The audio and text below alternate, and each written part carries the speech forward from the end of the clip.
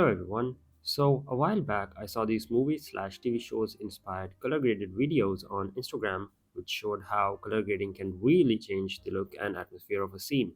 Now these videos were obviously processed in video editing softwares, but I wanted to see if I could achieve the same effects in real time in a game. Before starting out, there are two things I'd like to say. Firstly, I'm not an expert on lighting and such, so my setup may not be completely accurate.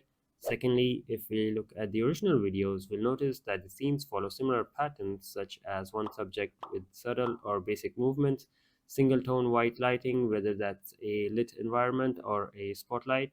So it's important that our game scene also follows these patterns to achieve similar results. Keeping that in mind, I started up a Unity HDRP project for obvious reasons like better lighting, realism, etc. Since this was a project mainly about lights and color grading, I decided it would be best to download one of the official Unity short film projects and work upwards with the raw files. But something just didn't feel right, maybe because all these scenes were in a fictional universe and I wanted something more real and non fictional, so I decided to just make my own scene.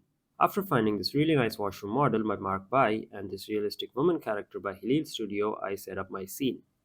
At this point, I want to mention that there are probably various ways to achieve the same output depending on the scene's complexity.